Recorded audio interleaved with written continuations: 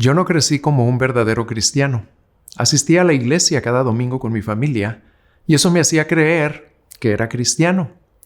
Yo pensaba que solo tenías que ser una buena persona, que tus buenas obras tenían que superar tus malas acciones. Cuando le entregué mi vida a Cristo, finalmente entendí que mis buenas obras no podían borrar todas las cosas malas que yo había hecho. Y estaba muy emocionado de que Jesús me hubiera perdonado, quizá demasiado emocionado. Quería contarle a todo el mundo acerca de Jesús, especialmente a mis parientes. La experiencia de mi amigo Jaime, el autor de este curso, fue muy parecida a la mía. Y cuando les empezó a hablar a sus parientes de lo que Jesucristo había hecho en su vida, eso no fue muy bien recibido, especialmente por uno de sus abuelos, quien era un hombre muy religioso, era un ministro laico de la Eucaristía en la iglesia episcopal y le encantaba debatir, al igual que mi amigo Jaime. Así que se enfrascaban en acalorados debates religiosos y por lo general eso provocaba que otros parientes comenzaran a salir de la habitación. Mi amigo recuerda una conversación, en particular en la que su abuelo le dijo que él nunca había pecado. Mi amigo se quedó atónito de que su abuelo dijera eso. En aquel momento, mi amigo era un cristiano reciente, pero de alguna manera recordó un versículo de la Biblia y le dijo a su abuelo: en 1 de Juan capítulo 1, abuelo, la Biblia dice, el que dice que no tiene pecado es un mentiroso y la verdad no está en él. Eso tampoco fue muy bien recibido. Y luego le dijo: está bien, abuelo, si no has pecado y eres lo suficientemente bueno como para llegar a Dios por tu cuenta, entonces, ¿por qué Jesús murió de una muerte tan horrible en la cruz? Me miró, cuenta mi amigo. Este hombre que había asistido a la iglesia toda su vida y que era un ministro laico de la Eucaristía, me miró y dijo: no sé por qué Jesús murió en la cruz. Pero su respuesta en realidad tiene sentido, porque si nunca pecamos y si somos lo suficientemente buenos como para llegar a Dios por nuestra cuenta, entonces la muerte de Jesús es la que no tiene ningún sentido. No necesitamos a Jesús. Quiero que respondamos a la pregunta que el abuelo de mi amigo no pudo responder. ¿Por qué tuvo que morir Jesús? Y quiero que emprendamos un viaje juntos. Quiero que vengas conmigo mientras viajamos en el tiempo. Quiero que imaginemos estar presentes en el juicio de Jesús, que fue una burla de la justicia. Quiero que lo veamos despojado de sus vestiduras, atado a un poste y con su espalda desgarrada por 39 latigazos. Quiero que caminemos con él por las estrechas y abarrotadas calles de Jerusalén y que lo veamos tropezar y caer bajo el peso de la cruz. Quiero que vayamos al lugar que llamaban Gólgota, el lugar de la calavera. Quiero que veamos los clavos que lo sujetan a la cruz y que escuchemos los fuertes gritos de agonía que brotan de sus labios.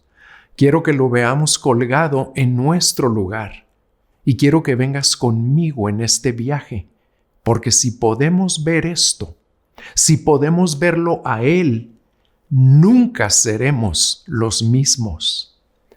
Marcos 15, versículos 15 al 39. Pilato, queriendo complacer a la multitud, le soltó a Barrabás, y después de hacer azotar a Jesús, lo entregó para que fuera crucificado. Entonces los soldados llevaron a Jesús dentro del palacio, es decir, al pretorio, y convocaron a toda la tropa romana. Lo vistieron de púrpura, y después de tejer una corona de espinas, se la pusieron, y comenzaron a gritar: «¡Salve, Rey de los judíos!». Le golpeaban la cabeza con una caña y le escupían, y poniéndose de rodillas le hacían reverencias. Después de haberse burlado de Jesús, le quitaron el manto de púrpura, le pusieron sus ropas y lo sacaron para que fuera crucificado. Y obligaron a uno que pasaba, que venía del campo, Simón de Cirene, padre de Alejandro y Rufo, a que llevara la cruz de Jesús. Lo llevaron al lugar llamado Gólgota, que traducido significa lugar de la calavera. Trataron de dar a Jesús vino mezclado con mirra, pero él no lo tomó. Cuando lo crucificaron, se repartieron sus vestidos, echando suertes sobre ellos para decidir lo que cada uno tomaría. Era la hora tercera, cuando lo crucificaron. La inscripción de la acusación contra él decía: el Rey de los Judíos. Crucificaron con él a 2 ladrones, uno a su derecha y otro a su izquierda. Y se cumplió la escritura que dice: y con los transgresores fue contado. Los que pasaban lo injuriaban, meneando la cabeza y diciendo: «Va, tú que destruyes el templo y en 3 días lo reedificas, sálvate a ti mismo, descendiendo de la cruz». De igual manera, también los principales sacerdotes, junto con los escribas, burlándose de él entre ellos, decían: «A otros salvó, él mismo no se puede salvar. Que este Cristo, el Rey de Israel, descienda ahora de la cruz para que veamos y creamos». Y los que estaban crucificados con él también lo insultaban. Cuando llegó la hora sexta, hubo oscuridad sobre toda la tierra hasta la hora 9. Y a la hora 9 Jesús exclamó con fuerte voz: «Eloi, Eloi, lema sabactani», que traducido significa: Dios mío, ¿por qué me has abandonado? Algunos de los que estaban allí al oírlo decían: «Miren, está llamando a Elías». Entonces uno corrió y empapó una esponja en vinagre y poniéndola en una caña dio a Jesús a beber, diciendo: «Dejen, veamos si Elías lo viene a bajar». Pero Jesús, dando un fuerte grito, expiró, y el velo del templo se rasgó en 2 de arriba a abajo. Viendo el centurión que estaba frente a él la manera en que expiró, dijo: «En verdad este hombre era hijo de Dios». En este pasaje, Jesús es abandonado, rechazado por el hombre. Es escarnecido, golpeado, despojado, clavado en una cruz. Este es el Hijo de Dios. Este es el Rey de Reyes que creó y sostiene a todos los hombres. Este es el Mesías. Este es el Salvador del mundo. Los hombres escupen en su cara, escupen en la cara del Hijo de Dios. Lo golpean brutalmente, lo desnudaron y lo clavaron a un madero entre 2 ladrones. Jesús fue clavado y torturado con criminales. Este es el Hijo de Dios. Esto nunca debió haber sucedido. Y luego lo despreciaron y se burlaron de él, mientras colgaba en silencio entre el cielo y la tierra. Versículos 29 al 32. Los que pasaban lo injuriaban, meneando la cabeza y diciendo: «Va, tú que destruyes el templo y en 3 días lo reedificas, sálvate a ti mismo descendiendo de la cruz». De igual manera también los principales sacerdotes, junto con los escribas, burlándose de él entre ellos, decían: «A otros salvó, él mismo no se puede salvar». Que este Cristo, el Rey de Israel, descienda ahora de la cruz para que veamos y creamos. Todos están en su contra. Los líderes religiosos, los escribas, los que simplemente pasaban por allí, incluso los criminales que fueron crucificados con él. ¡Cuánta maldad en todo esto! Los hombres deberían estar postrándose en adoración con corazones llenos de gratitud. Pero en lugar de eso hay odio y burla. Baja de la cruz. Baja si eres tan poderoso como dices ser. Sálvate a ti mismo. Ahora bien, la ironía es asombrosa. Él podría haber bajado de la cruz instantáneamente. Él podría haberse salvado a sí mismo de la muerte. Pero si lo hiciera, si se hubiera bajado de la cruz, entonces todos en toda la historia seríamos condenados. Todos estaríamos perdidos. No hay otra manera en la que los hombres y mujeres se puedan salvar de la ira de Dios, a menos que Jesús permanezca en la cruz. Jesús fue abandonado por todos. Estaba completamente solo en la cruz, pero al menos todavía tiene a su Padre. Puede soportar este sufrimiento porque el Padre está con él. ¿No es así? ¿No sigue Dios estando con él? ¿O Dios también lo ha dejado? Versículos 33 y 34. Cuando llegó la hora sexta, hubo oscuridad sobre toda la tierra hasta la hora novena.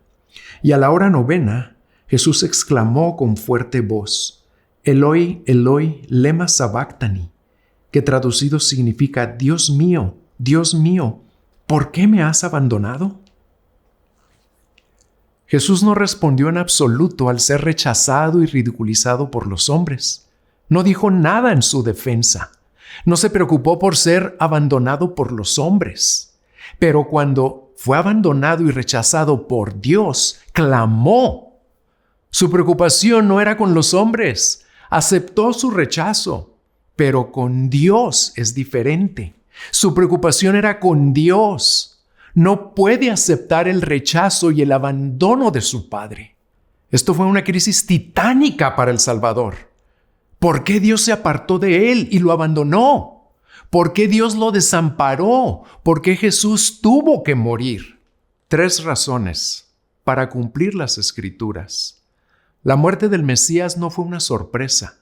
No tomó a Jesús desprevenido. Dios no tuvo que hacer ajustes repentinos porque no esperaba esto. Todo el Antiguo Testamento estaba avanzando hacia este significativo evento. Todos los sacrificios y rituales eran un precursor de lo que estaba sucediendo. Este es el momento central de toda la historia. En su vida, Jesús cumplió más de 300 profecías del Antiguo Testamento, 29 de ellas el día que murió. Este relato en Marcos es el cumplimiento de varias profecías del Salmo 22, que fue escrito 1000 años antes de que tuviera lugar la crucifixión. Escucha cómo comienza el Salmo 22. Dios mío, ¿por qué me has abandonado? ¿Por qué estás tan lejos de mi salvación y de las palabras de mi clamor? Luego en el versículo 7 dice, todos los que me ven de mí se burlan. Hacen muecas con los labios, menean la cabeza. Esto mismo dice el versículo 29 de Marcos 15. Luego, el Salmo 22, 16 al 18 dice, porque perros me han rodeado, me ha cercado cuadrilla de malhechores, me horadaron las manos y los pies, puedo contar todos mis huesos, ellos me miran, me observan, se reparten entre sí mis vestidos y sobre mi ropa echan suertes. Esto es lo que dice Marcos 15, 24. Esta muerte fue diferente a cualquier otra. Fue el cumplimiento de muchas predicciones proféticas. Miles habían sido crucificados de esta manera. Muchos en el lugar donde Jesús ahora colgaba. Pero ninguna muerte fue equivalente a esta muerte.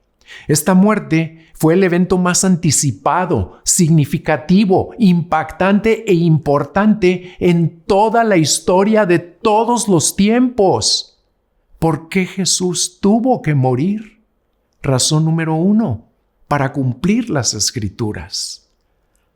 Segunda razón, para rescatarnos. En su camino a la cruz, Jesús dijo a sus discípulos, cuando predijo su muerte por tercera vez, porque ni aun el Hijo del Hombre vino para ser servido, sino para servir y para dar su vida en rescate por muchos. Marcos 10:45. Eso es lo que sucedió en la cruz. Él dio su vida como rescate. Un rescate es el precio que debe pagarse para liberar a alguien de la esclavitud.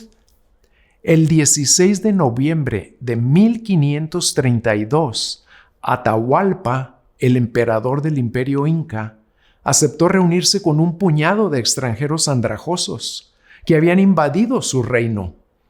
Estos extranjeros eran como 160 conquistadores españoles, bajo el mando de Francisco Pizarro.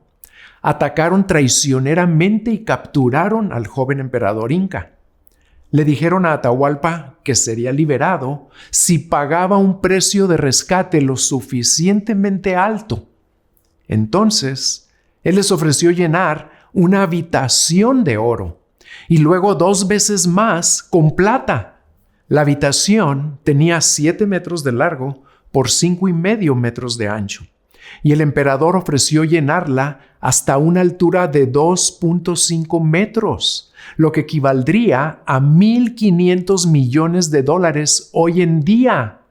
Ese fue y sigue siendo el rescate más alto jamás pagado. Para liberarnos de nuestra esclavitud al pecado, tuvo que pagarse un precio aún más alto, un precio que vale más que todas las riquezas de este mundo. Rescatarnos le costaría a Jesús su vida, le costaría a Jesús su relación con el Padre. Él, por primera y única vez en toda la eternidad, sería abandonado por Dios. Jesús no solo se sintió abandonado, fue abandonado. Por eso clama: Dios mío, ¿por qué me has abandonado? Por este versículo es que sabemos lo que estaba sucediendo en la cruz. Y también sabemos que fue más que simplemente sufrimiento físico. La Biblia ni siquiera enfatiza el sufrimiento físico, solo dice: y lo crucificaron. Asumiendo que nosotros sabemos cómo era la crucifixión. Si no fuera por este versículo, nadie habría pensado nunca que Jesús fue abandonado por el Padre. Este clamor es sorprendente a más no poder. Un comentarista dijo que estas son algunas de las palabras más profundamente misteriosas de toda la Biblia. Martín Lutero dijo: ¿Dios abandonando a Dios? ¿Quién puede entender eso? La única forma en que podemos entender el significado de lo que ocurrió es intentar entender la relación entre Dios el Padre y Dios el Hijo. Jesús nunca había sido separado del Padre. La relación entre el Padre y el Hijo y el Espíritu Santo era una relación perfecta. Tenían un amor perfecto, divino, el uno por el otro. Había completa unidad, gozo abundante e interminable, deleite absoluto. Tenían una intimidad inigualable. Escucha estos versículos que muestran el amor entre el Padre y el Hijo. Pues el Padre ama al Hijo, Juan 5:20. Y aquel que me envió está conmigo, no me ha dejado solo, porque yo siempre hago lo que le agrada, Juan 8:29. Tú eres mi Hijo amado, en ti me he complacido, Marcos 1:9. Porque me has amado desde antes de la fundación del mundo. Yo les he dado a conocer tu nombre y lo daré a conocer para que el amor con que me amaste esté en ellos y yo en ellos. Juan 17:24-26. Pero para que el mundo sepa que yo amo al Padre y como el Padre me mandó, así hago. Juan 14:31. Su amor, su unión, su gozo son incomparables. Y sin embargo, debido a su amor por nosotros, el Padre y el Hijo deciden sacrificar su relación por un tiempo. No pienses que Dios le impuso esto a Jesús.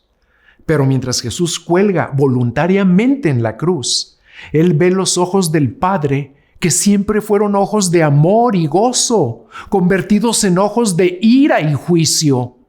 Cristo ahora es abandonado, juzgado, aplastado, castigado, odiado.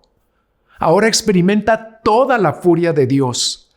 Nunca había experimentado esto. El dolor y el costo de esta separación no pueden calcularse. Es por eso que Él clamó en agonía: ¿por qué me has abandonado? El sufrimiento espiritual fue abrumador y este sufrimiento fue simbolizado por la oscuridad. Versículo 33. Cuando llegó la hora sexta, hubo oscuridad sobre toda la tierra hasta la hora novena. Si fueras un israelita y leyeras sobre la oscuridad, inmediatamente pensarías en el Éxodo y en la Pascua.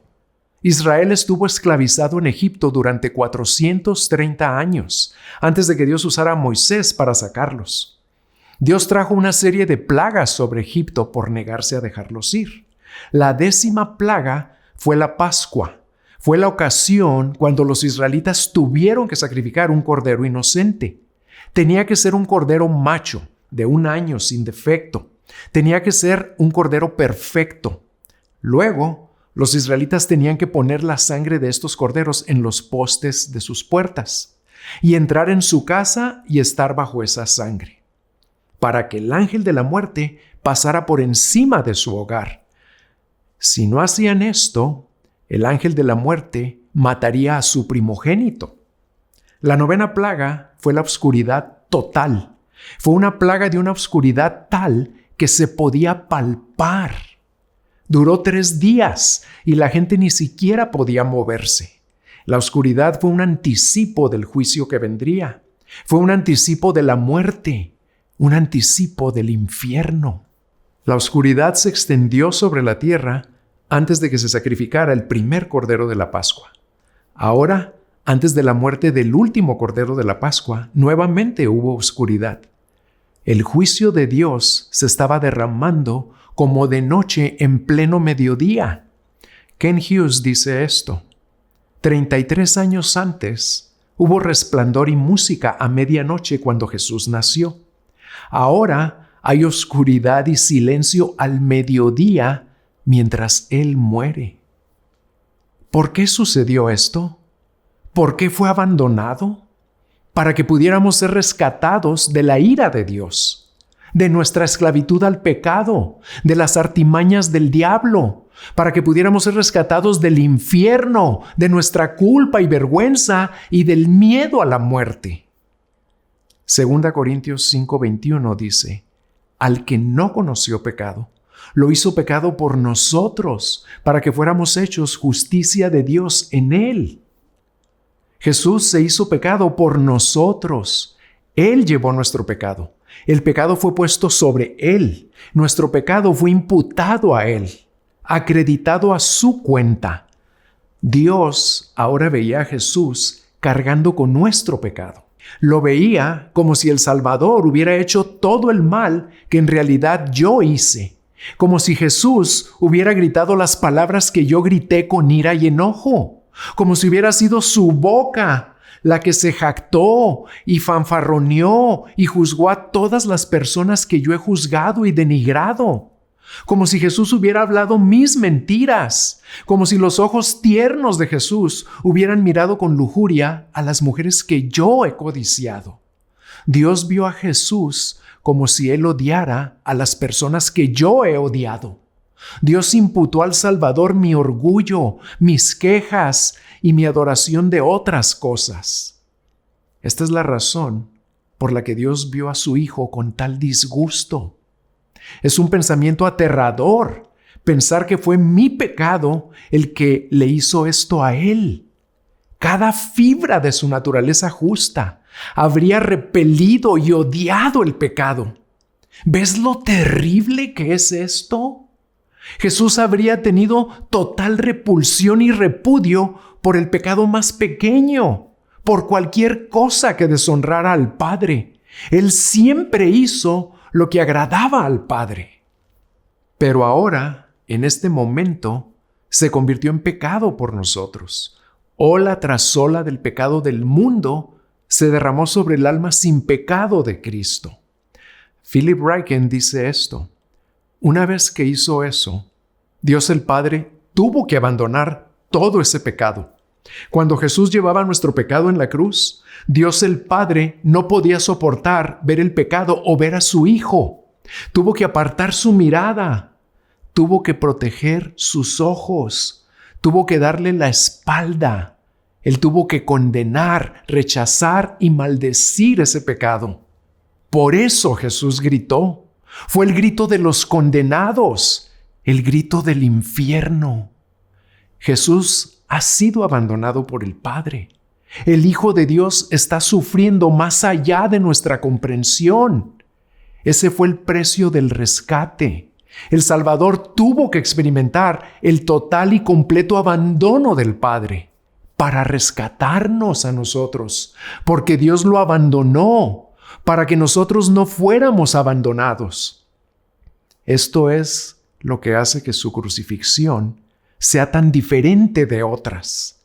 No estaba siendo castigado por sus propios pecados, como los miles que habían sido crucificados antes de él.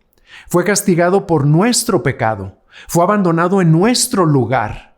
Murió a causa de su inmenso amor por ti. Murió para rescatarnos. Y por último, razón número 3. ¿Por qué tuvo que morir Jesús? Para acercarnos. Versículos 37 y 38. Pero Jesús, dando un fuerte grito, expiró, y el velo del templo se rasgó en dos, de arriba a abajo. El templo era el centro de adoración para Israel. Era un edificio increíble, hermoso, magnífico. Era donde los israelitas venían a adorar a Dios, donde residía la presencia de Dios. El templo era sumamente sagrado. No se permitía que nadie entrara al templo, excepto sacerdotes especialmente seleccionados. Era muy restrictivo. En ese entonces, el templo tenía 2 habitaciones. La primera habitación se llamaba el lugar santo y la segunda habitación, detrás del lugar santo, se llamaba el lugar santísimo. Entre el lugar santo y el lugar santísimo había una gran cortina gruesa. Esta cortina tenía 4 pulgadas de grosor. Los sacerdotes entraban en el lugar santo cada día y ofrecían diferentes sacrificios, como quemar incienso. Pero nadie entraba en el lugar santísimo, porque allí es donde estaba la presencia de Dios. Era donde se guardaba el arca del pacto, que contenía los 10 mandamientos. No se permitía que nadie entrara en el lugar santísimo excepto el sumo sacerdote, y eso solo una vez al año. Para entrar en el lugar santísimo, el sacerdote tenía que hacer rituales elaborados. Tenía que derramar la sangre de un cordero inocente para limpiar su pecado, y luego sacrificaba otro cordero y llevaba la sangre al lugar santísimo y rociaba la sangre sobre el arca del pacto para el perdón del pueblo. Pero recuerda la cortina. Hay una cortina enorme y gruesa que separaba el lugar santo del lugar santísimo. Separaba la presencia de Dios de su pueblo, la santidad de Dios de la pecaminosidad del hombre. Uno de los temas principales en el Antiguo Testamento es que los pecadores no pueden acercarse a un Dios santo.